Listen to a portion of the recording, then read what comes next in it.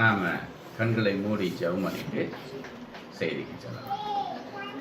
இரக்கமுள்ள ஆண்டவரே, இந்த அருமையான வேலைக்காக நன்றி செலுத்துகிறோம். இந்த நாளிலே ஆண்டவரே, உம்முடைய பிறப்பின் சந்தோஷத்தை கொண்டாடக்கூடிய அந்த வேளையில இப்படியா எங்களை கூட்டி சேர்த்து உம்மை ஆராதிக்க, துதிக்க, போற்ற, தியானிக்க கொடுத்திருக்கும் அருமையான சமயத்திற்காக நன்றி. இந்த வேளையில ஆவியானவர் எங்களோடு பேச வேண்டுமாய் ஜெபிக்கிறேன். உம்முடைய வார்த்தையை எங்களுக்கு தெளிவாய் வெளிப்படுத்தும், சத்தியத்தை வெளிப்படுத்தும், எங்கள் ஒவ்வொருவரோடு பேசியறோம். ஆண்டவரே, உமது வார்த்தை அது வல்லமை உடையதாய் இருக்கிறது. அது நிமித்தமாய் எங்களுக்கு ஆசீர்வாதமாக மாற்றித்தார். பாவியாகிய என்னை உம்முடைய சிலுவைக்கு பின்னதாக மறைத்துக் கொண்டு கர்த்தாவே, இங்குள்ள அந்த அருமையான மக்களுக்கு தேவையான வார்த்தையினால் என்னை நிரப்பி நீர் பேச வேண்டுமாய் ஜெபிக்கிறேன். உம்முடைய சிலுவைக்கு பின்னதாக என்னை மறைத்துக் கொள்ளும், முதாவினால் என்னை நிரப்பியறலும், உம்முடைய வெளிப்படுத்துதனால் நிரப்பியறலும். நீர் பேசு. இயேசுவின் நாமத்தில் பிதாவே, ஆமென். இங்கே காபிரியேல் தூதன் சகரியா யாரு? ஆசாரியர். சகரியாவுக்கு தீர்க்க தரிசனம், ஒரு தீர்க்க தரிசனமாக உரைக்கிறார். என்ன உரைக்கிறார்? சகரியாவுக்கு தேவதூதன் என்ன சொல்றாரு? பயப்படாதே, உன் வேண்டுதல் கேட்கப்பட்டது. உன் மனைவியாகிய எலிசபெத் உனக்கு ஒரு குமாரனை பெறுவாள். அவனுக்கு யோவான் என்று பெயர். சகரியாவுக்கு வயதான கிழவன். அவருக்கு சொல்றாரு தேவதூதன், உன் மனைவி கற்பந்தரித்து ஒரு குமாரனை பெறுவாள். அதுக்கு பின்னாடி பார்த்தோம்னா அதே காபிரியேல் தூதன் யாருக்கு உரைக்கிறாரு? மரியாளுக்கு என்ன சொல்றாரு? தேவதூதன் அவளை நோக்கி, மரியாளே, பயப்படாதே, நீ தேவனிடத்தில் கிருபை பெற்றாய். இதோ நீ கர்ப்பவதியாகிய ஒரு குமாரனை பெறுவாய். அவருக்கு இயேசு என்று பெயரிடுவாயாக. மரியாளுக்கு சென்று நீ கர்ப்பமாவன்றாரு. சகரியாத்துல நீ கர்ப்பமாவன்றாரு. சகரியா கிழவன், மரியாளே கன்னி பெண்ணு.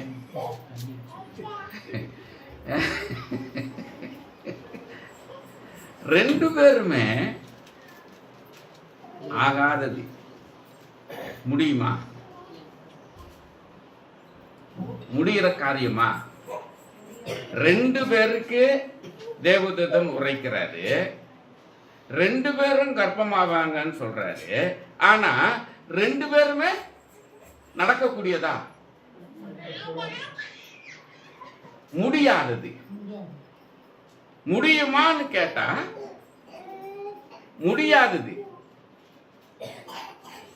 இன்றைக்கு நிறைய சாட்சிகளை சொன்னாங்க உங்க பாஸ்டர். சபையில் இருக்கிற உங்களை குறிச்சும் சொன்னாங்க. முடியுமா? முடியாது. ஆனா அவரால என்னையா இது ஆச்சரியமா? கன்னி பெண்ணு எப்படிங்க? இப்போ உங்கள சில சாட்சி சொன்னீங்க. ஏதோ கொஞ்சம் கஷ்டப்பட்டா, ஏதாவது முயற்சி பண்ணா முடியும். ஆனா ஒரு கன்னி பெண்ணு கர்ப்பம் தரிக்கும் சொன்னா அது எப்படி ஆகும்? எவ்வளவுதான் யோசித்து பார்த்தாலும் என்னதான் செஞ்சாலும் நடக்காது. ஏன்னா இது ஒரு இயற்கையான முறையாக இருந்தாலும் அந்த இயற்கை முறையை உண்டு பண்ணது யாரு? அவர்தான். இந்த மாதிரி பிள்ளை பெறக்கூடிய காரியம், இந்த சம்பவம், இதை ஏற்பாடு பண்ணினதே யாரு? அவர்தான். அவர்தான் இந்த ஒரு ஏற்பாடு செய்தார். அவரை என்ன செய்தாரு? வேற வழியை உண்டு பண்றாரு. ஒரு ஆணும் பெண்ணுக்கும் சேர்ந்து நடக்க வேண்டிய அந்த கர்ப்பம் இல்லாம அவர் செய்தார். எவ்வளவு ஆச்சரியம் பாருங்க. நம்முடைய தேவன் எப்பேற்பட்ட ஒரு தேவனா இருக்கிறாரு. முடியாதது முடியும் சொல்றது வேற. ஆனா அவர் எதை உண்டு பண்ணினாரோ அதையே அவரு காலி பண்றாரு.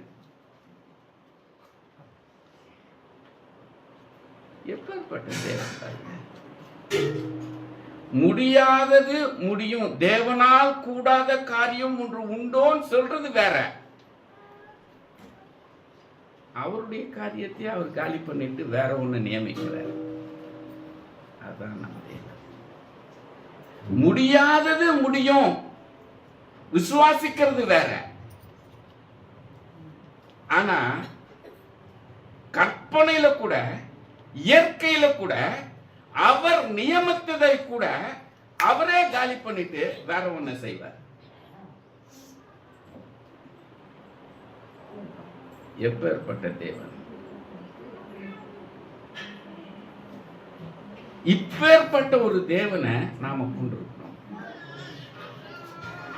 அப்போ இந்த உலகத்துல முடியாதுன்னு சொல்றதுக்கு இல்ல, அதை விட மிஞ்சி ஒண்ணு சொல்லணும். வார்த்தை இருக்கானா தெரியல, டிக்ஷனரியில் இருக்கானா இல்ல.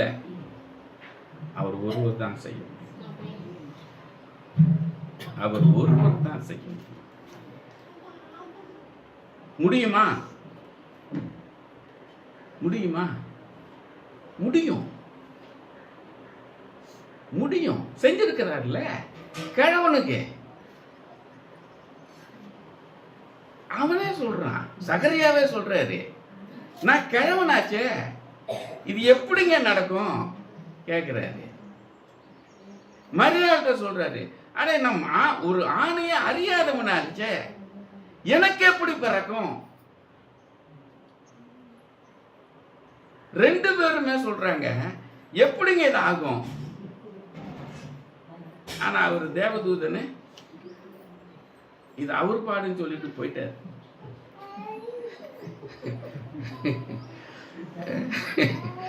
ஏன்னா அவர் சொன்னதை இவர் சொல்ல வேண்டிய கடமை சொல்லிட்டாரு. இவங்க கேட்டா பதில் சொல்லல. இவங்க ரெண்டு பேரும் கேள்விக்கு தேவதூதன் பதில் சொன்னாரா? சொல்லல. அது அவர் பாடுன்ட்டு போயிட்டாரு. ஏன்னா அவரால அவர் வேற வழி வச்சிருக்கிறாருன்றது தேவதூதனுக்கு தெரியும். அந்த விசுவாசம் தான் நமக்கு வேணும். ஆண்டோடைய வார்த்தையில அவரை விசுவாசித்து நாம பின்பற்றும் பொழுது எப்படிங்க ஆகும்னு கேள்வி இருக்கக்கூடாது. அதுதான் விசுவாசி.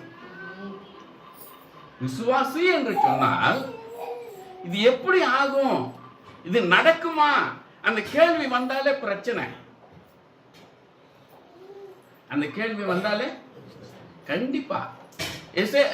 சகரியாவுக்கு என்ன ஆச்சு?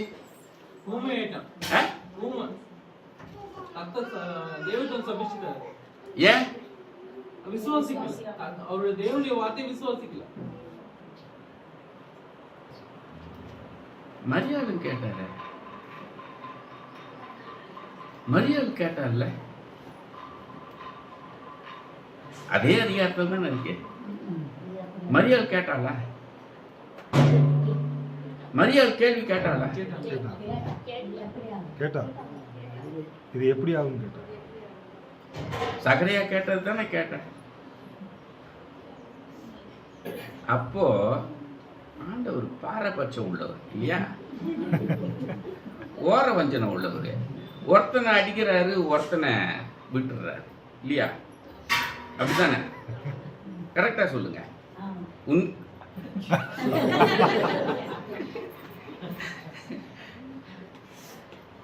யாரு ஆமான்னு சொன்னது? அவங்க சொன்னாங்க, நீங்க எல்லாம் மனசுல நினைச்சிருந்தீங்க இல்லையா? கரெக்ட். ஆனா உண்மையா பாருங்க, கடவுள் ஓர வஞ்சனை உள்ளவர். ஆமா தானே? இல்லங்க. ஏன் இல்ல? அவர் அந்த கிழவனாக ஆபிரகாமும் குழந்தை பிறந்திருக்கு. ஆனா அங்க வேண்டாம், இத சொல்லுங்க. உலகம் தோன்றது போது அது நடக்கல, நடக்க சாத்தியம் இல்லை. இல்ல ஏன் அந்த இது வேணாம். ஒருத்தனை தண்டிக்கிறாரு, ஒருத்தனை தண்டிக்கிறார். ரெண்டும் ஒரே அதிகாரம், ரெண்டு பேருக்கும் ஒரே செய்தி, ரெண்டு பேருக்கும் ஒரே மாதிரியான செய்தி. ஒருத்தனை தண்டிக்கிறாரு, ஒருத்தனை தண்டிக்கிறார். ஏன்?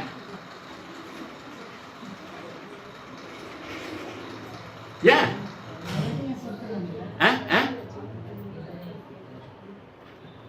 வந்து சொல்லுங்களேன். உங்கள்கிட்ட என்னதான் இருக்குதுன்னு நான் தெரிஞ்சுக்கிறேன்.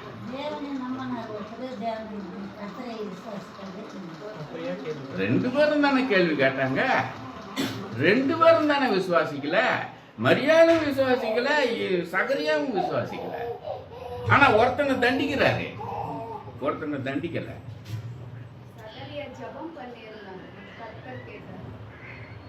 அப்பதானே கேள்வி கேட்கிறான். ஜெபம் பண்ணவங்க தானே ஆழமா விசுவாசிக்கணும். ஆமா, மரியாதை தான் விசுவாசிக்கலையே. மரியாதை தெரிந்து கொள்ளப்பட்டவளாச்சே. மரியாதை தெரிந்து கொள்ளப்பட்டவள் தானே. மரியாதை தெரிந்து கொள்ளப்பட்டவள், அவருடைய சித்தத்தை நிறைவேற்றுவதற்கு உன்னதமான காரியத்துக்காக தெரிந்து கொள்ளப்பட்டவள். தகுதி இல்லாம தெரிந்து கொள்வாரா? அவருடைய உன்னதமான திட்டத்தை நிறைவேற்றுவதற்கு தகுதி இல்லாதவனை தெரிந்து கொள்வாரா? அப்ப மரியாதை தகுதி உள்ளவள் தானே. கேள்வி கேட்கிறாள், சந்தேகப்படுறாள்.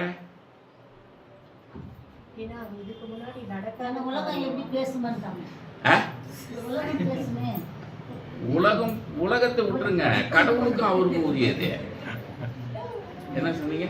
இதுக்கு முன்னாடி மரியாதைக்கு நடந்தது நடக்காத காரியம். ஆனா சகரியாவுக்கு சொன்ன வார்த்தை நடக்கக்கூடிய காரியம். எப்படி?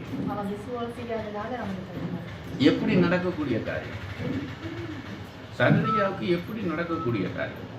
கிழமை அவங்க மனைவியும் வயது முதிர்ந்தவங்க, ரெண்டு பேருக்கும்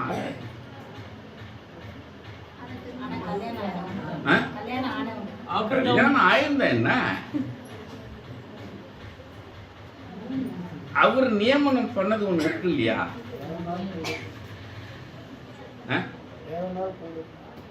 தேவனால் கூடும் என்பது உண்மை. இவங்க உண்மை இல்லைன்றாங்களே. இந்த ஜனம் தானே உண்மை இல்லைன்னு சொல்லுது. சகரியா தானே உண்மை இல்லைன்றது. தேவதூதன் சொல்றான் உன் மனைவி கற்பம் தரிப்பான்னு. அவன் கேட்கறான் அது எப்படி ஆகும்? நான் கிழவன் எப்படி ஆகும்னு கேட்கறதோட நின்றுந்தா பரவாயில்ல, கிழவன் ஆச்சேன்றாரு. அவரே அங்க சொல்றாரு. சரி, ரொம்ப நேரம் கடத்த விரும்பல. சகரியா யாரு? ஆசாரியன். மரியாள் ஒரு இளம் பெண், ஓடாடி விளையாடுற. ஆண்டவர் அவர் தெரிந்து கொண்டாள். போன வருஷம் நான் பிரசங்கம் பண்ணேன். மரியாள் இல்லைன்னா வேற, மரியாள் இல்லைன்னா அவர் வேற ஒருத்தரை தெரிஞ்சிட்டுருவாரு. மரியாள் ஏதோ வந்து அவளுடைய விசுவாசம், அவளுடைய பக்தி இல்லை, ஏதோ ஒரு காரியத்துக்காக அவர் தெரிந்து கொண்டான்றது இல்லை. அவர் சித்தப்பட்டார், தெரிந்து கொண்டார். மரியாள் இதெல்லாம் முடியாது, ஆவாது, ஆளை முடியான்னு போயிருந்தா வேற ஒருத்தர் தெரிந்து கொண்டிருப்பார். மரியாள் இளம் பெண், ஓடாடி விளையாடுற பெண்ணு, அவளுக்கு அவ்வளவு தூரத்துக்கு கடவுளுக்குள்ளார நெருக்கமா விசுவாசமா வேதத்துல நாம எதையும் படிக்கல, அப்படி தெரிந்து கொள்ளப்பட்டவள். ஆனா சகரியா ஆசாரியன், சபை மக்களுக்கு போதிக்கிறவன், அவர்களுக்காக விண்ணப்பிக்கிறவன், அவர்களுக்காக முறையிடுகிறவன், ஒரு உன்னதமான பொறுப்புல இருக்கிறவன், கற்றுக் கொடுக்கிற ஒரு மனுஷன். அவன் கேள்வி கேட்டான்னா, விசுவாசியாக இருந்து ஆண்டவரை நம்புகிறேன், ஆண்டவரை பின்பற்றுகிறேன். எத்தனை வருஷம் விசுவாசி?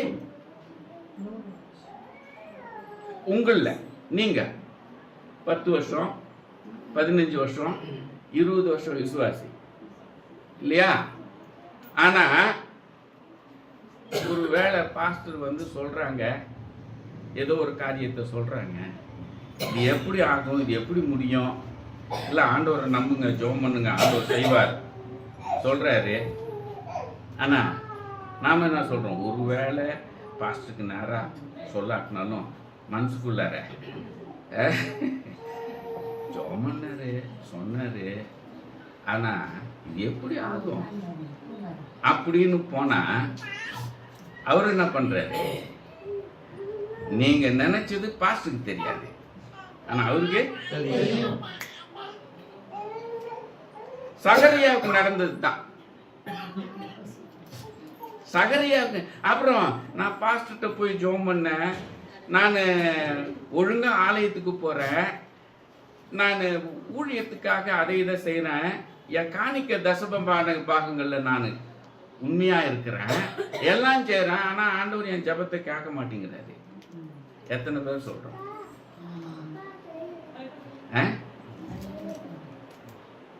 இப்படி இனிமேலுக்கு சொன்னீங்கன்னா, இல்லை இந்த மாதிரி ஒரு யோசனை உங்களுக்கு வருதுன்னா சகரியாவை நினைச்சுங்க. சகரியா கேள்வி கேட்டான், அவனை என்ன பண்ணாரு? தண்டிச்சிட்டாரு. அது கிருபையின் நாட்கள் இல்லை, சகரியாவின் காலத்துல நடந்தது கிருபையின் நாட்கள் இல்லை. ஏன்னா இன்னும் ஏசாமி பறக்கல, வரல, மறிக்கல, பாவ மன்னிப்புக்கு வழி ஏற்படுத்தல. அதனால கிருபையின் நாட்கள் இல்லை, ஆகையினால தண்டிச்சிட்டாரு. இன்னைக்கு நாம இருக்கிறது கிருபையின் நாட்கள். ஆகையினால ஒருவேளை தண்டனை இல்லாம இருக்கலாம், ஆனா அவருடைய ஆசீர்வாதம் வரல, தண்டிக்கப்படல சகரியாவை போல. ஆனால் அவருடைய ஆசீர்வாதம் நாம் பெற முடியல. ஆசீர்வாதத்துக்கு தடையா இருப்பது யாரு?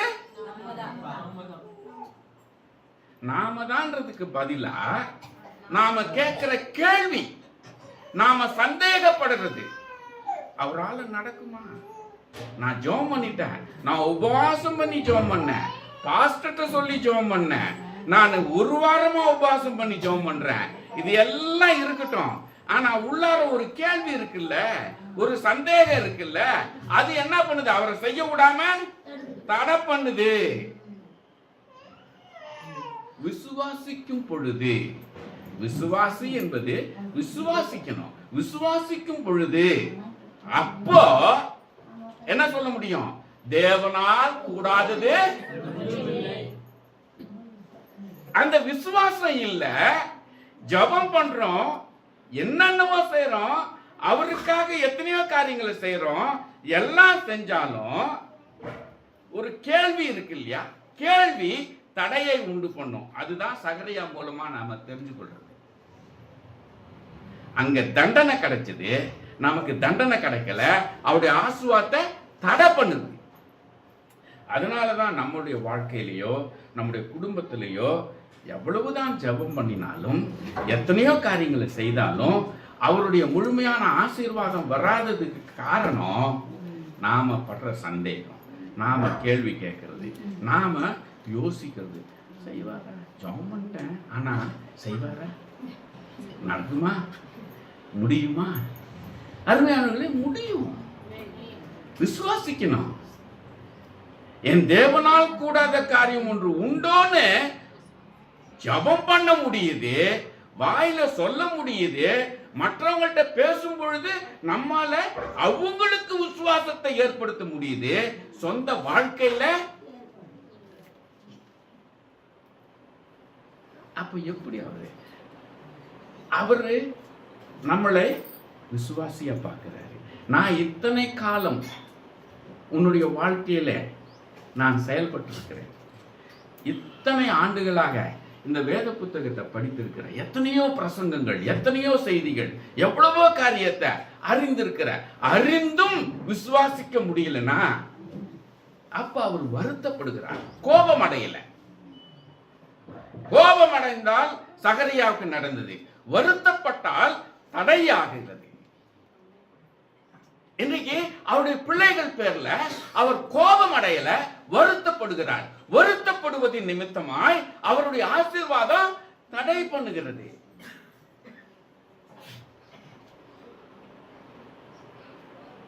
இங்க முடியாதது முடிந்தது. வேதத்துல 4 வாலிபர்களை குறித்து படிக்கிறோம். யாரு? இவங்க யாரு? அடிமைகள். அதான் அதை அண்டர்லைன் பண்ணீங்க. அதை நான் பிரசங்கம் பண்ணும் பொழுது அதை அப்படியே அவங்க பேரை சொன்னா அடிமை நினைச்சுக்கங்க. அவங்கள குறித்து நான் சொல்லும் பொழுது அடிமைன்றதை ஞாபகப்படுத்திக்கங்க. அடிமைகள். அவங்க என்ன செய்யறாங்க? பாபிலோன் தேசத்துல இருக்கிறாங்க. நேபுகாத்நேசார்னால சிறை பிடிக்கப்பட்டு அடிமைகளாய் அங்க இருக்கிறாங்க அரண்மனையில, இல்லையா? அவங்க யாரு? கர்த்தருடைய பிள்ளைகள், விசுவாசிகள் இல்லையா? அவங்க ஒரு அடிமைக்கு உரிமை இருக்கா? இல்ல. அடிமைக்கு உரிமை இருக்கா? கைதிக்கு உரிமை இருக்கு. கைதிக்கு அது எப்பேற்பட்ட கைதியா இருந்தாலும் அவனுக்கு உரிமை இருக்கு. அவனுக்கான லாயரை வச்சுக்கலாம், கோர்ட்ல வாதாடலாம். அவனுடைய உரிமையை அவன் லாயரு வாதாடி பெற்று தர முடியும். கைதிக்கு உரிமை இருக்கு. அடிமைக்கு எதுவுமே லாயர் எல்லாம் வேலைக்கு ஆகாது, ஒண்ணுமே கிடையாது. அவ்வளவுதான், முடிஞ்சு போச்சு கதை. அடிமைக்கு எந்த உரிமையும் எந்த காரியமும் வாய் திறந்து கூட பேச முடியாது சுயாதீனமா. கைதிக்கு உரிமை இருக்கு. இந்த அடிமைகள் அரண்மனையில் இருக்கிறாங்க. ராஜா சொல்றாரு, என்ன சொல்றாரு? அந்த அரண்மனை இவங்களெல்லாம் பார்த்துக்கிற அந்த அதிகாரி கிட்ட ராஜா என்ன சொல்றாரு? இவங்களுக்கு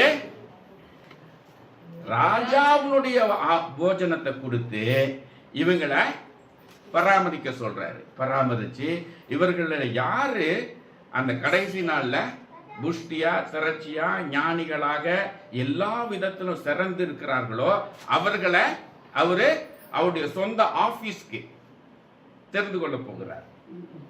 அவருடைய விருப்பப்படி யார் யாருக்கு எந்த பொறுப்பு கொடுக்கணும், என்ன அதிகாரம் கொடுக்கணும்ன்ற தெரிந்து கொள்வதற்காக இப்போ இந்த பயிற்சியை கொடுக்கிறாரு. இவங்களுக்கும் அந்த 4 பேரும் அந்த குழுல இருக்கிறாங்க. என்ன செய்யறாங்க? முதல் நாள் அவங்களுக்கு என்ன நடக்குது? ஆகாரத்தை கொண்டு வர்றாங்க இல்லையா அதிகாரி? ஆகாரம் என்ன சொல்றாங்க? சாப்பிட சொல்றாங்க. அவங்க வந்து மரக்கறிகளை கொடுங்கன்னு சொல்றாங்க. ஏன் சொல்றாங்க? ராஜ போஜனம். ஒரு அரண்மனையில ராஜா சாப்பிடுற சாப்பாடு எவ்வளவு சுத்தமா சுகாதாரமா உயர்ந்த ரகத்துல விலையேறப்பெற்ற சிறப்பான எல்லாத்தையுமே உயர்ந்த நிலையில வச்சுக்கிட்டு நாம யோசிக்கும் பொழுது அந்த ஆகாரம் அவ்வளவு நல்ல ஆகாரம், ஏன் வேணான்றாங்க?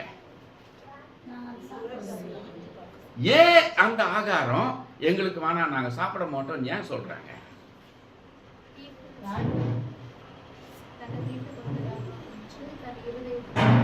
என்ன எந்த காரணத்தினால? தீட்டு. இந்த ஆகாரம் சாப்பிட்டா தீட்டுன்னா அது பாவமானது, அது விக்கிரகங்களுக்கு. அந்த ராஜா யாரு? புறஜாதியான ராஜா, தேவ பயம் இல்லாத ராஜா. அந்த அரண்மனையில இந்த ஆகாரங்கள் பூஜிக்கப்பட்டு அது தீட்டுப்பட்டதா இருக்கிறது. அந்த ஆகாரத்தை சாப்பிடக்கூடாது. அடிமைக்கு உரிமை உண்டா? என்ன சொல்றாங்க?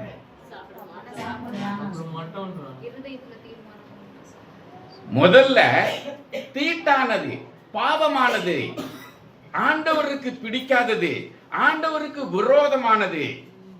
அடிமையாக இருந்தாலும் அவர்களுக்கு உரிமையே இல்லாமற் போனாலும், அப்படி அவங்க சொன்னாங்கன்னா எப்பேற்பட்ட ஒரு தண்டனையோ அவர்களுக்கு விரோதமாக காரியங்கள் நடக்குமோ எல்லாம் தெரியும். தெரிந்தும் என்ன செய்றாங்க?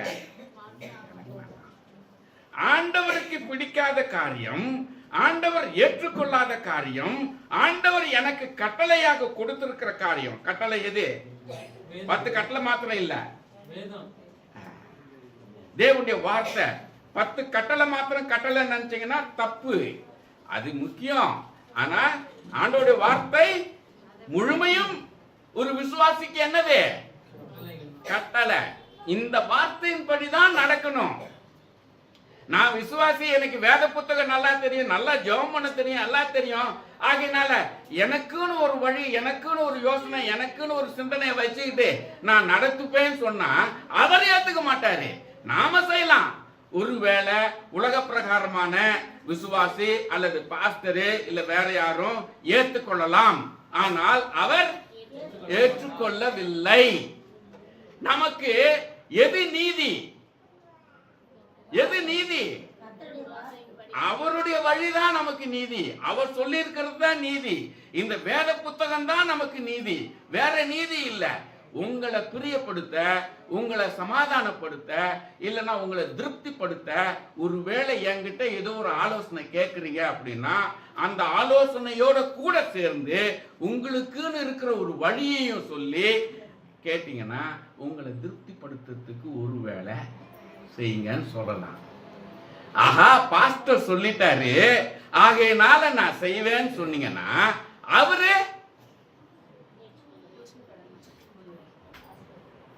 அவருடைய பார்வையில அவருடைய வார்த்தையின் பிரகாரம் அது ஒத்து போகல. ஆகையினால ஆசீர்வாதத்தையோ அல்லது நன்மை செய்யக்கூடியதோ பாதுகாப்பு கொடுக்கக்கூடியதோ யார்கிட்ட இருக்கு? பாஸ்டர் இருக்கு. அவர் என்ன பண்றாரு? கைவிட்டுறாரு. இந்த வாலிபர்கள் என்ன பண்றாங்க? நாங்கள் அடிமைகள் என்று இருந்தாலும் என் தேவனுக்கு பிடிக்காது, எனக்கு எந்த உரிமையும் கிடையாது, நான் இங்க கைதியா இருக்கிறேன், அடிமை மாத்திரமல்ல அடிமையின் கைதியா இருக்கிறேன், எனக்குன்னு ஒரு சலுகை ஒரு உரிமை பேச்சு எதுவுமே கிடையாது. ஆனாலும் என் ஆண்டவருக்கு பிடிக்காத காரியம், என் ஆண்டவருக்கு விரோதமான காரியம் எதுவே ஆனாலும் என்னவே நடந்தாலும் இதை நான் செய்ய மாட்டேன் தீர்மானிச்சாங்கல்ல, அதை ஆண்டவர். இந்த சம்பவம் எல்லாம் உங்களுக்கு நல்லா தெரியும். ஆனா அவங்க ஒரு நேரம் வருது, என்னது? சிலையை வணங்க சொல்ற ராஜா, இவங்க வணங்க மாட்டேன்றாங்க. என்ன நடக்குது? 7 மடங்கு கூட்டி எரிய விட்டு இவங்களை தூக்கிட்டு போனவங்க அந்த வெப்பம் தாங்க முடியாம செத்து விழுறாங்க. இவங்களை தூக்கி போட்டாச்சு. வேலை என்ன சொல்லுது? 4 பேரா இருந்தாங்க. அவங்க தலைமுடி கூட அவங்க தலைமுடி கூட கருகல. அங்கே அவர் வந்து நிற்கிறார். அவங்களோட யார் நிக்கிறது? கர்த்தர். ஆண்டவர் அவங்களோட நிக்கிறாரு, அவங்களோட உலாவுறாரு. அந்த தலைமுடி கூட கருகி போக முடியாதபடிக்கு அவங்கள பாதுகாக்கிறாரு. எதனால் செய்தாரு? அவர் கர்த்தரை விசுவாசித்தாங்க, கர்த்தரை மாத்திரம் விசுவாசிச்சாங்க. ஆண்டோடைய வார்த்தைக்கு பயந்தாங்க.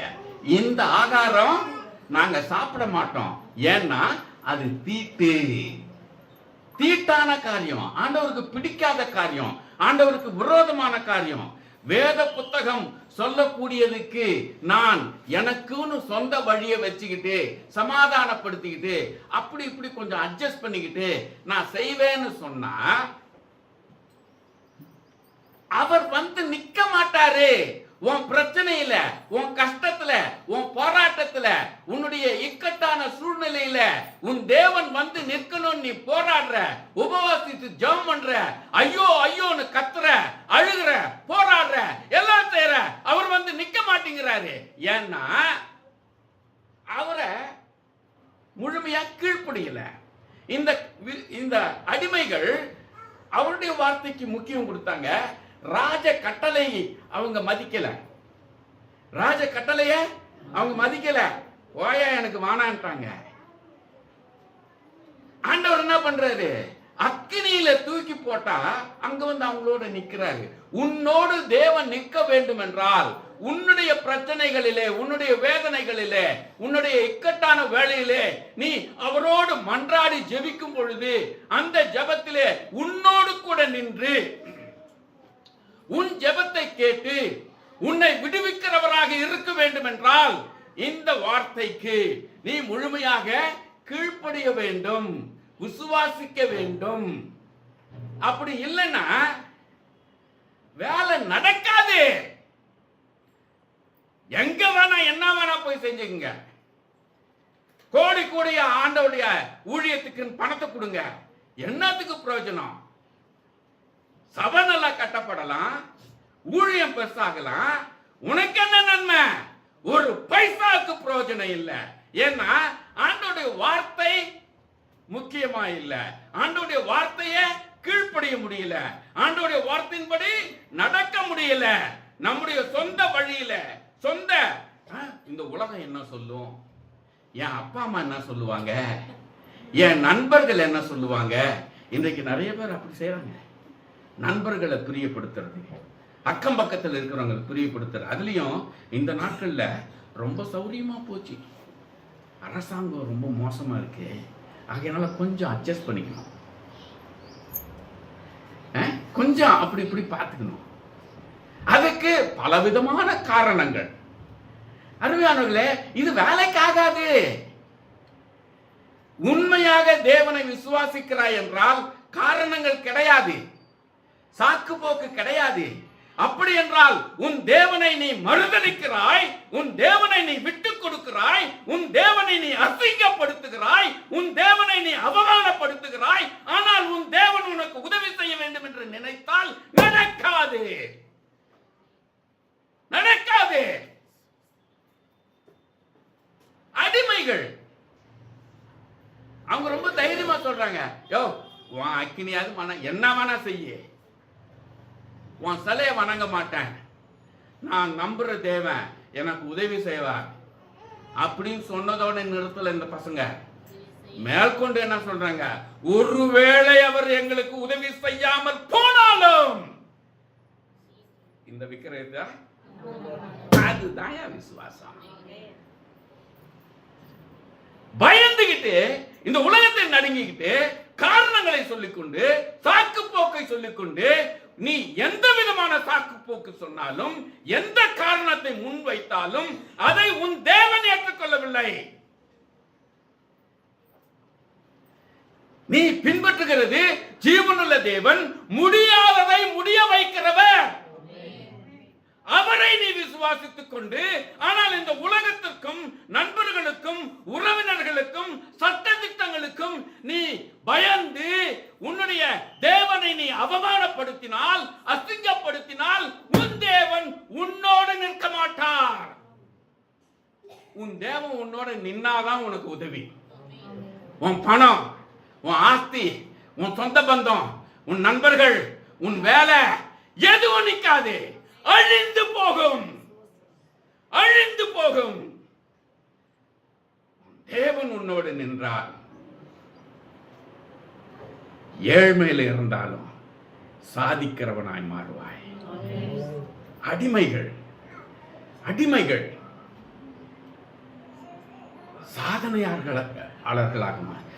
தேவன் அவர்களோடு வந்து நின்னது மாத்திரம் இல்ல, அவர்களோடு நின்னது மாத்திரம் இல்ல, அவங்க முடிய கருக விடாம பார்த்துக்கிட்டது மாத்திரம் இல்ல, மகா உன்னதமான காரியம் என்னது? அந்த புறஜாதி ராஜா நடுங்கி போய் பயந்து போய் சொல்றான், தூக்கி போடுற அந்த சிலையாது மண்ணாவது. இவங்க தேவன் தான், இவரதான் சட்டமாவது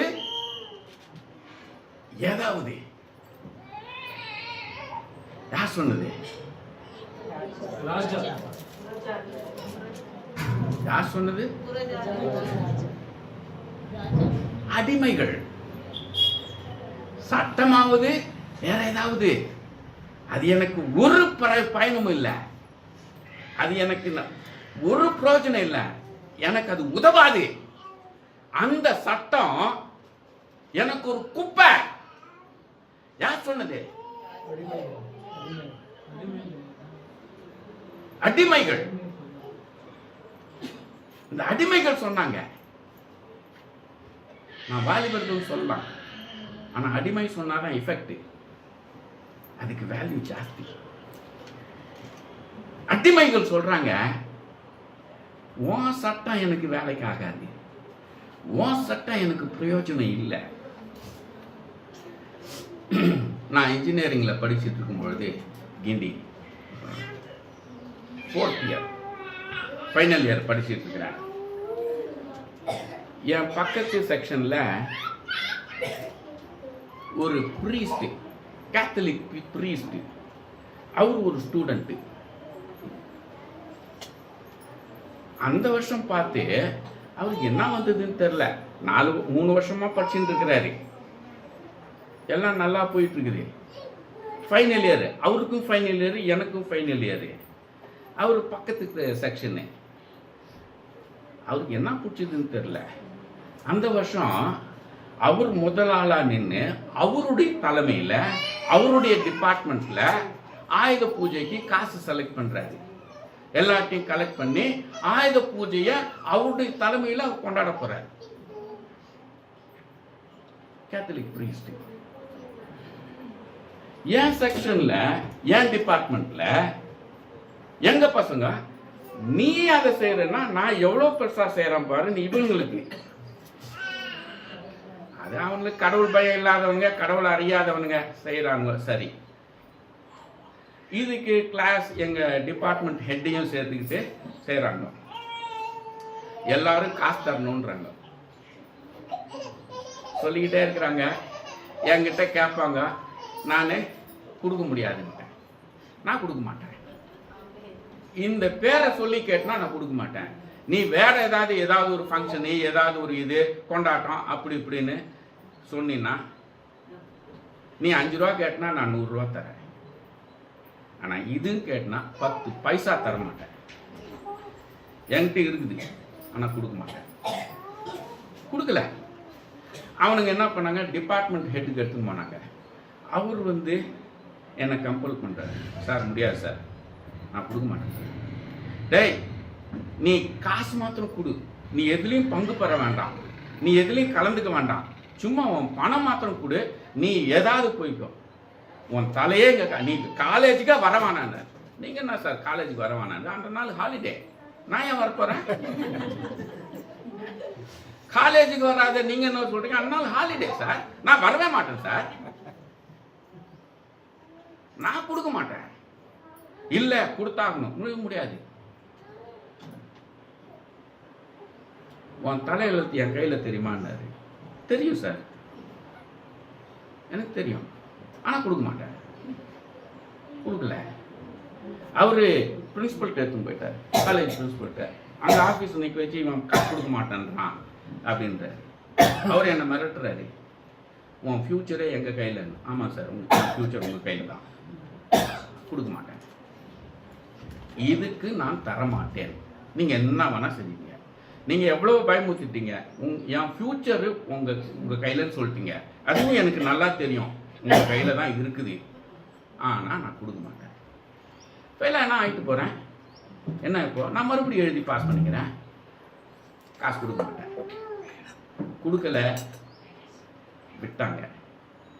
பயமுறுத்தி பார்த்தாங்க, தொந்தரவு பண்ணாங்க, கொடுக்கல, விட்டுட்டாங்க. முழுசா விட்டுடல, விட்டா மாதிரி. ஃபைனல் எக்ஸாமுக்கு ஹால் டிக்கெட் கொடுப்பாங்க இல்லையா, ஹால் டிக்கெட் எனக்கு கொடுக்கல. எல்லாருக்கும் கூப்பிட்டு கொடுக்குறாரு எங்கள் டிபார்ட்மெண்ட் ஹெட்டு, எனக்கு கொடுக்கல.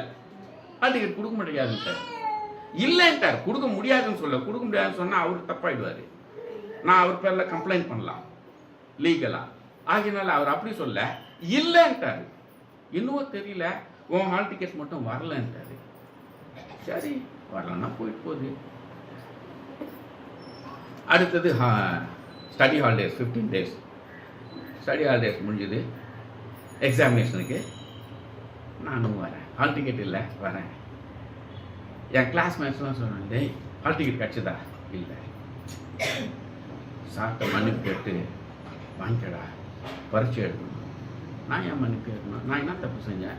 நான் மன்னிப்பு கேட்டால் நான் தப்பு செஞ்ச மாதிரி ஆகிடுது.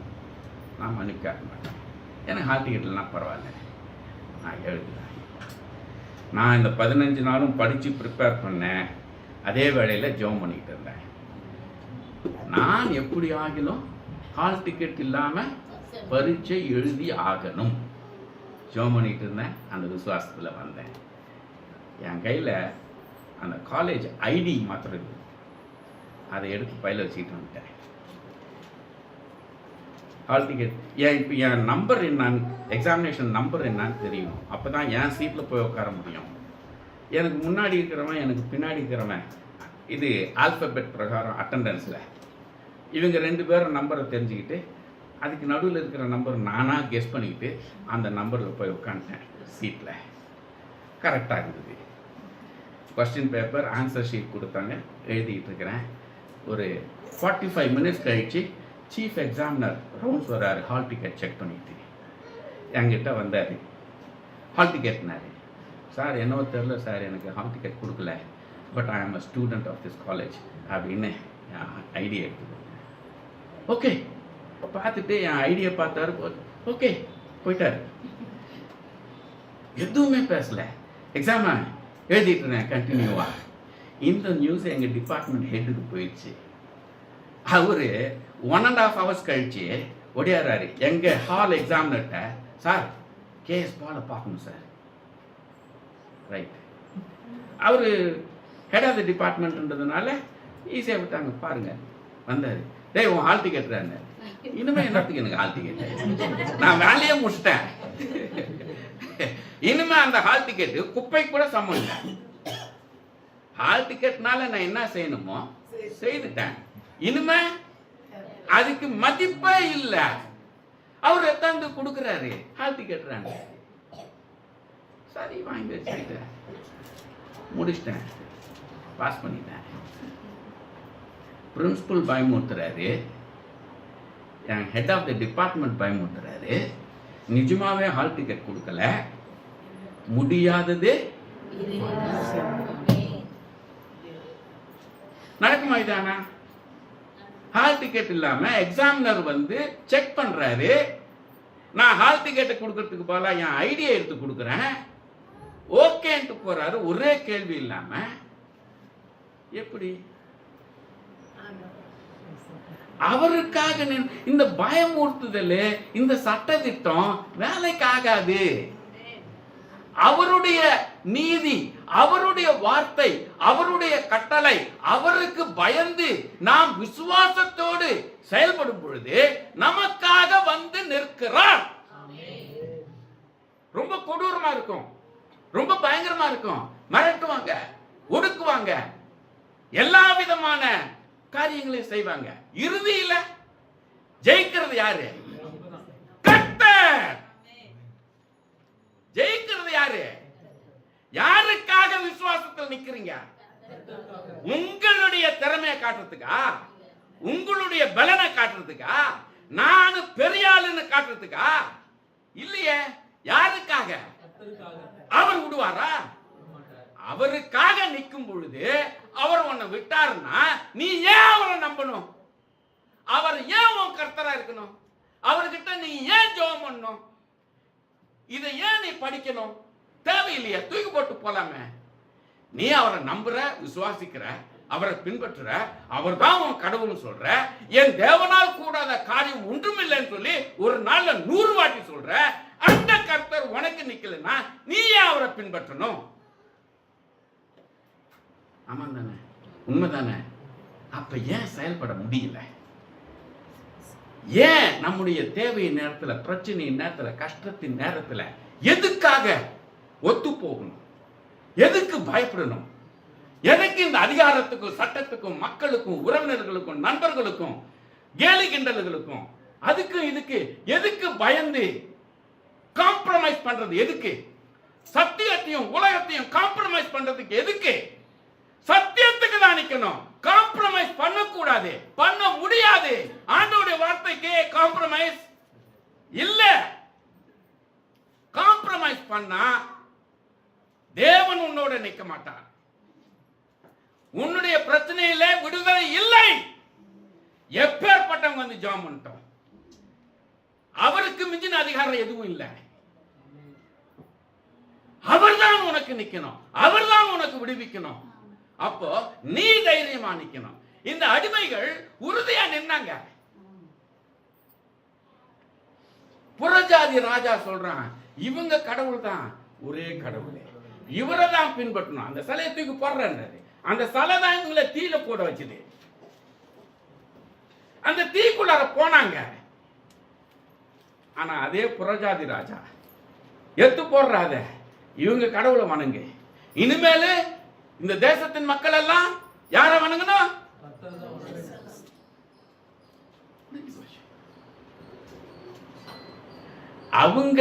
அவங்களோட கூட தேவன் வந்து நின்னது மாத்திரம் இல்ல, அவங்கள அந்த நெருப்பு கருகாதபடிக்கு காப்பாத்தினது மாத்திரமல்ல, அந்த தேசத்தையே, அந்த புறஜாதி ராஜாவையே அவங்க என்ன பண்ணிட்டாங்க? இயேசுவே கர்த்தர்னு சொல்ல வச்சிட்டாங்க.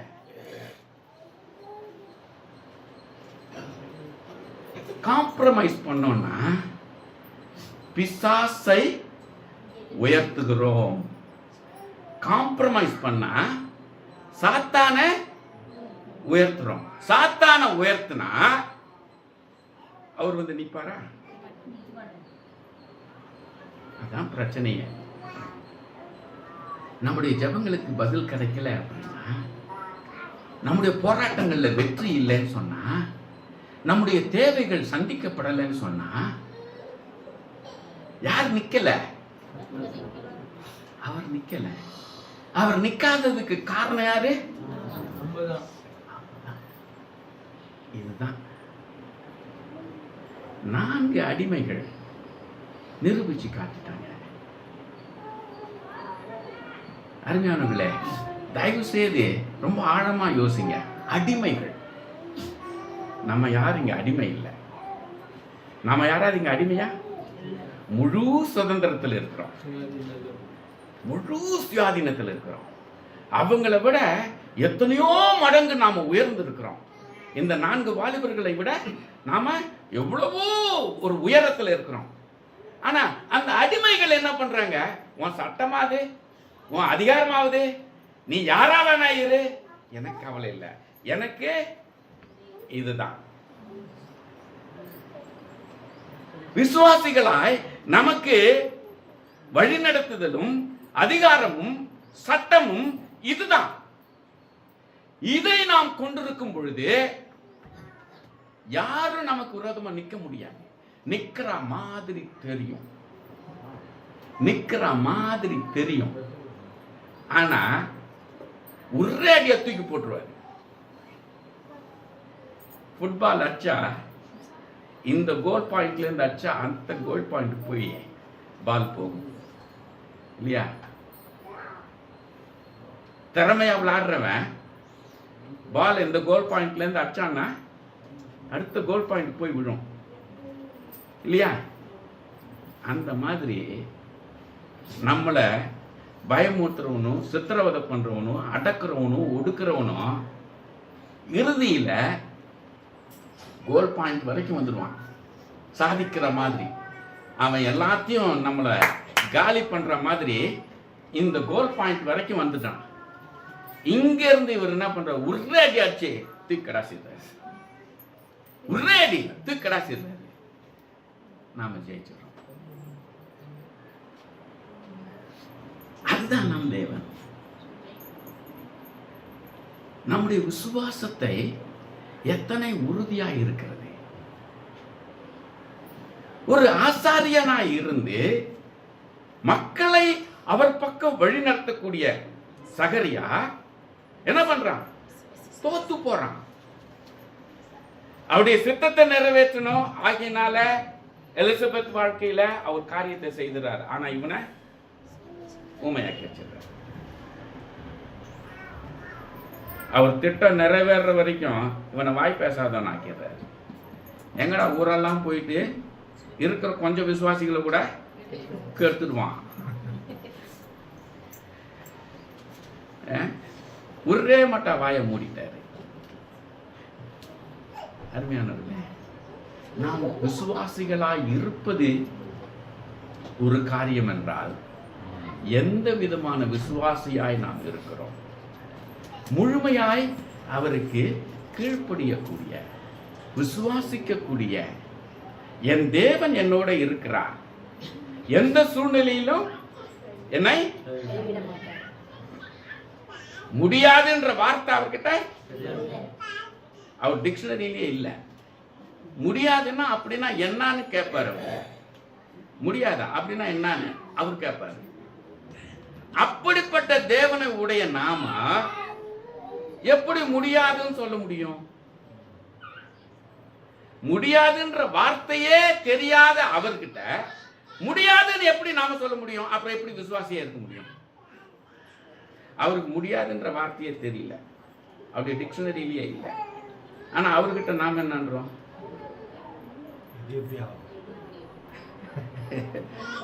அப்போ அவரு நீ என்ன விசுவாசின்ற, எங்கேயோ குறை இருக்கு, ஏதோ தப்பு இருக்கு அப்படின்னு நின்று வாட்ச் பண்ற. என்ன தப்பு என்ன குறைன்னு வேடிக்கை பார்த்துட்டு இருக்கிறாரு. நம்முடைய கஷ்டத்தின் வேளையில நாம அழுது புரள்றோம், உபவாசித்து ஜெபம் பண்றோம், ஆனா வேடிக்கை பார்க்கிறாரு. ஏன்னா என்னவோ குறை இருக்க, அந்த குறை என்னன்னு அவர் பார்த்துட்டு இருக்கிறாரு. இந்த குறை என்னது? பயம், சந்தேகம், கேள்வி, இது எல்லாம் குறை. இன்னைக்கு விசுவாசிகள் மத்தியில் இது இருக்குல்ல. தப்பு செய்ய வேண்டாம், துணிகரமா பாவம் செய்ய வேண்டாம். அவரை செயல்படாதவராய் ஆக்குகிறது பயம், சந்தேகம், கேள்வி. இது என்ன பண்ணுது? அவரை நின்று வேடிக்கை பார்க்க வைக்குது. அவர் செயல்பட முடியாதபடிக்கு தடை பண்ணுது. எவ்வளவு சாதாரண காரியம் பாருங்க. இது ஒன்றும் பாவம் இல்லை, இது ஒரு பெரிய தவறுன்ற மாதிரி இல்லை.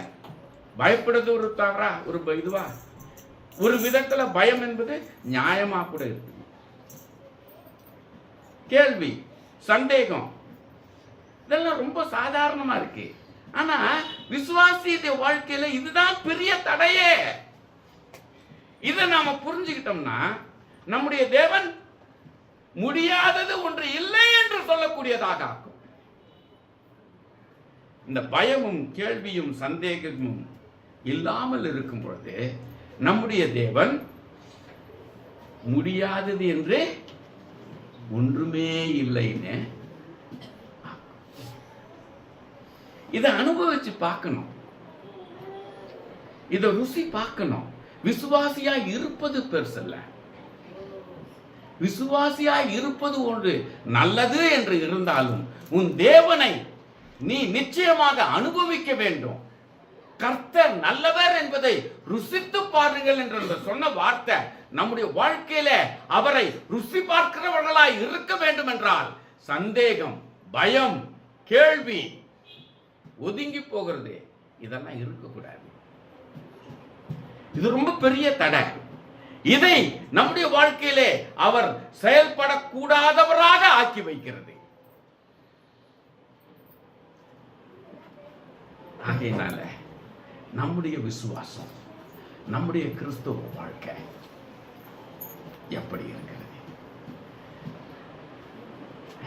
விசுவாசிகளாய் இத்தனை ஆண்டுகளாக உங்களுடைய விசுவாசம், உங்களுடைய பக்தி எதுவானா இருக்கட்டும், ஆனால் இன்னைக்கு பாஸ்டர் சொன்ன மாதிரி 8 ஆண்டுகள் முடிந்துருச்சு, 9வது ஆண்டு. நிச்சயமா உங்களில் அநேக இந்த 9 ஆண்டுகள் வந்து சத்தியத்தை கேட்குங்க. அட்லீஸ்ட் இந்த 9 ஆண்டுல, 8 ஆண்டுல எந்த அளவுக்கு விசுவாசம், எந்த அளவுக்கு கர்த்தருக்கு பயந்து கீழ்ப்படிந்து சந்தேகம், பயம், கேள்வி இல்லாதபடிக்கு உன் தேவனை, நம் தேவன் நான் சொல்லல, உன் தேவனை செயல்படக்கூடியவராய் இருந்திருக்கிறார். உங்களுடைய வாழ்க்கையில், உங்களுடைய தேவையில், உங்களுடைய பிரச்சனையில், உங்களுடைய கஷ்டங்களில், உங்களுடைய வருத்தங்களில் உங்களுடைய தேவன், உங்களுடைய தேவன் செயல்படக்கூடியவராய் எத்தனை வேலைகளில் இருந்திருக்கிறார். நீங்களே கேள்வி கேட்டுங்க. அப்படி என்றால் நிச்சயமாக ஒவ்வொருவரும் சாதிக்கிறவங்களா மாறி இருப்பீங்க. இந்த அடிமைகள் தேசத்தையே மாத்திட்டாங்க. அவங்க பிரசங்கம் பண்ணல, சத்தியம் சொல்லல, எதுவுமே செய்யல. இன்னைக்கு நாம போய் நம்ம நண்பர்கள்ட்ட, கூட வேலை செய்யறவங்கள்ட்ட வாய்ப்பு கிடைக்கும் போதெல்லாம் சாட்சி சொல்றோம், அது சொல்றோம், இதை சொல்றோம். இவங்க எதுவுமே செய்யல. ஆனா தேசத்தையே மாத்திட்டாங்க. அந்த புறஜாதி ராஜாவையே மாத்திட்டாங்க. Powerful God, powerful God. முடியாதது மாத்திரமல்ல, சாதிக்கிறவர். முடியாதது மாத்திரமல்ல, சாதிக்கிறவர். சாதனைக்காரர்களாக மாறுவோம். சந்தேகமும் பயமும் கேள்விகளும் இல்லாமல் இருக்கும்போது சாதிக்கிறவர்களாக, சாதனையாளர்களாக மாறுவோம். நாம் ஒவ்வொருவரும் சாதனையாளர்களாக இருப்போம்னா அட்லீஸ்ட் இந்த வேலூரை ஜெயிச்சிருப்போம்ல, வேண்டாம் காட்பாடியை ஜெயிச்சிருப்போம்ல. சாதனைக்காரர்களாக நிச்சயமாக தேவன் சாதிக்கிறவராக நம்மை மாற்றுவார். சாதனையாளர்களாக மாற்றுவார். சந்தேகம், கேள்வி, பயம் ஒரு விசுவாசிக்கு இருக்கக்கூடாது. அது இருந்தா விசுவாசம் ஒரு ஓரத்துக்கு போயிடும். நம்முடைய கிறிஸ்தவ பக்தி, நம்முடைய கிறிஸ்தவ வாழ்க்கை, நம்முடைய விசுவாச வாழ்க்கை எல்லாம் குப்பையில் இருக்கும். அவர் ஒரு பைசாக்கு மதிக்கல. அது இல்லாமல் இருந்தா சாதனையாளர் சாத்ராக், மேஷாக், அபேத்நேகோவை போல அடிமைகளாய் இருந்து சாதிச்சாங்க. அது ஒரு சாட்சி. அது மாதிரி சாட்சி நிறைய இருக்கு வேதத்தில். உங்களுக்கு தெரியும், நான் சொல்ல வேண்டாம். ஆனால் அதில் எல்லாம் பாருங்க, அடிப்படை பயம் என்பது துளியும் இல்லை, சந்தேகம் என்பது துளியும் இல்லை, கேள்வி என்பது துளியும் இல்லை. அவர் சொன்னார், அவ்வளோதான். அது உலகத்துக்கு பைத்தியமா இருக்கும். நம்மளை ஒரு மோசமான, ஒன்றுத்துக்கு உதவாதவன் போல பார்ப்பாங்க. அது நம்மளை வெக்கப்படுத்துது, சிறுமப்படுத்துது. ஆனால் ஒரு வார்த்தையை மறந்துடுறோம். ஆகாதுன்ற தள்ளின கல்லே மூளைக்கே, அதை மறந்துடுறோம், ஒதுக்கி வச்சிடுவாங்க. நம்மளை ஒரு பைசாக்கு மதிக்க மாட்டாங்கன்னு நினைக்கிறோம். ஆனா அதே ஆண்டவர் சொல்லிக்கிறாரு, கவலைப்படாத, நீ தான் மூளைக்கு தலைக்கல்லாக்குற அப்படின்னு அவர் சொல்றாரு. ஆனா அதை மறந்துடுறோம். இல்லையா? இங்க அசிங்கத்தையும் கேவலத்தையும் நம்மளை ஒரு ரொம்ப சிறுமையா பார்க்கறதையும் தான் முக்கியமா பார்க்கிறோமோ ஒழிய, அப்படிப்பட்ட யோசனைக்கு அவர் சொல்றாரு, கவலையே படாத, நீ தான் மூளைக்கு தலைக்கல்ன்றாரு. அதை மறந்துடுறோம். அதை ஞாபகப்படுத்தணும்னா, அட போயா நீ என்ன வேணா என்ன நினைச்சுக்கோ, ஒரு சாதாரண குப்பை பேப்பரா நினைச்சுக்கோ, எனக்கு அதை பத்தி கவலை இல்லை. சாதிக்கிறவர் சாதிக்கிறவர் உயர்த்துவார். என்னுடைய வாழ்க்கையில நான் இதை தான் செய்வேன். எவ்வளவு அசிங்கப்படுத்தினாலும் கேவலப்படுத்தினாலும் ஒன்றுத்துக்கு நான் இது பண்ண மாட்டேன். அவங்க மத்தியிலே உட்காந்து சிரிச்சுக்கின்னு ஜாலியாக மட்டும் பேசிட்டு இருப்பேன். ஏன்னா அவர் என்னை உயர்த்த போறாரு. அதே மக்கள் மத்தியில என்னை உயர்த்தி உட்கார வைக்க போறாரு. இவனுங்கெல்லாம் வாயில கையை வச்சுக்கிட்டு எப்படிறான்னு தான் கேட்பாங்க. அதுக்கு மேல அவங்கக்கிட்ட ஒரு வார்த்தையும் கிடையாது. அதுதான் நம் தேவன், அதுதான் நம் தேவன். அப்படி ஒவ்வொருவரும் மாறணும். சாதனையாளர்களாக இந்த வரக்கூடிய வருஷத்துல சாதனையாளர்களாக. ஒருவேளை அடுத்த வருஷம் உங்க பாஸ்டர் கூப்பிட்டு நான் வரேன்னு சொன்னேன், நிச்சயமா சொல்றது என்ன, சேலஞ்ச் பண்றேன், இந்த இடத்தை விட்டு வேற இடத்துக்கு நீங்க போயிருப்பீங்க. கேரண்டி. இந்த இடம் எதுவுமே செய்ய முடியாது. வேற இடம் எப்படின்னு சொல்லாதீங்க, அவர் செய்வார். ஜனத்தை கூட்டுறவரு, இடத்தை கொடுப்பாரு. ஜனத்தை கூட்டுறவரு, இடத்தை அதான் அவரு. ஜனத்தை கூட்டுறவருக்கு இடத்தை கொடுக்க தெரியாதா? ஆகையினால எப்படி வேண்டாம், அது தடை பண்ணுது, அவரை தடை பண்ணுது. நான் சாதனையாளன், மத்தது அவர் கையில. சண்டை போடலாம் அவர்கிட்ட, இடத்த ஆளை கூட்டிட்டீங்க, இடத்த குடியா கொடுத்துக்காரு. கூட்டின அவருக்கு கொடுக்கும் தெரியல. நிச்சயம் ஆண்டவர் செய்வார். சந்தேகம், பயம், கேள்வி விசுவாசிக்கு தடையே இதுதான். யோசித்து பாருங்க. நீங்க வேணா இன்னைக்கு எல்லாம் உட்காந்து யோசித்து பாருங்க. என் வாழ்க்கையில முன்னேறல, நான் அவரை என்னுடைய வாழ்க்கையில என்னுடைய தேவையின் வேளையில, சங்கடத்தின் வேளையில, பிரச்சனையின் வேளையில, கஷ்டத்தின் வேளையில, துன்பத்தின் வேளையில, வியாதியின் வேளையில, என்னுடைய தேவையின் வேளையில நான் சாதிக்க முடியல, தோத்து போனவனா, அசிங்கப்பட்டு போய் கேவலமானவனா நின்று இருக்கிறேன். விசுவாசி எப்படி சொல்லலாமா? ஆனா சொல்லிக்கிட்டு இருக்கிறோம். ஏன் யோசித்து பாருங்க. ஒவ்வொரு சூழ்நிலையிலும் யோசித்து பாருங்க. சந்தேகம், பயம், கேள்வி, இதுதான் அடிப்படை. வேற எந்த தப்பு செய்யல, துணிகரமா அவருக்கு விரோதமா செய்யல, அவருடைய வார்த்தைக்கு விரோதமா பாவ காரியங்கள் செய்யல.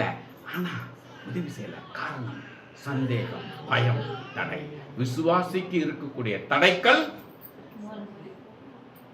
the stumbling block. ஒரு விசுவாசிக்கு இருக்கக்கூடிய ஸ்டம்பிளிங் பிளாக் பயம், கேள்வி, சந்தேகம். அதை எடுத்துடுங்க. சாதனையாளர்கள் கொஞ்சம் கூட பயப்பட வேணாம். அவன் உலகமே இருண்டு போச்சுன்ற அளவுக்கு பயமுறுத்துவான்.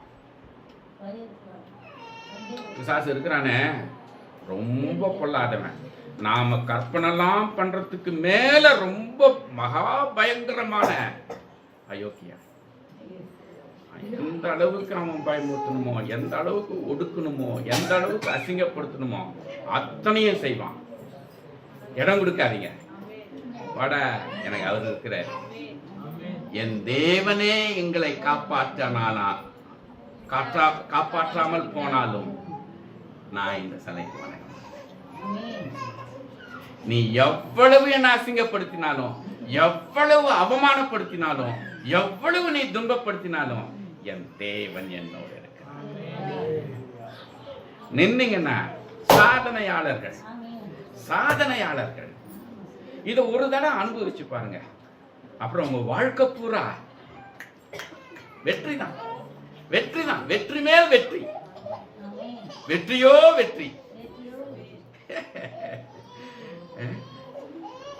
ஆண்டவர் அவ்வளவு நல்லவர்.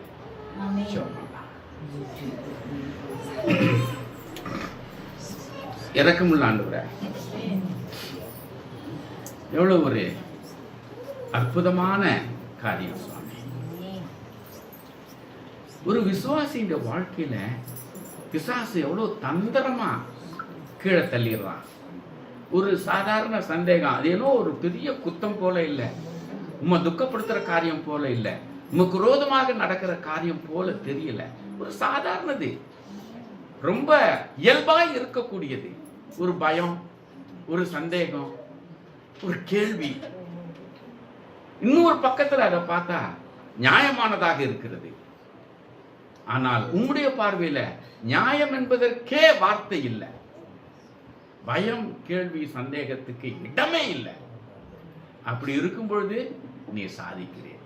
எத்தனை விதமான அவமானமோ அசிங்கமோ கேவலமோ எதுவே வந்தாலும் உமக்காக உறுதியாய் நிற்கும் பொழுது எங்களை சாதிக்கிறவர்களாக மாற்றுகிறேன். ஆண்டவரே, அதை நாங்கள் அனுபவிக்க கிருபையை தாரும். அந்த 2000 ஆண்டுகளுக்கு முன்னதாக சாத்ராக், மேஷாக், அபேத்நேகோவுக்கு செய்ததல்ல.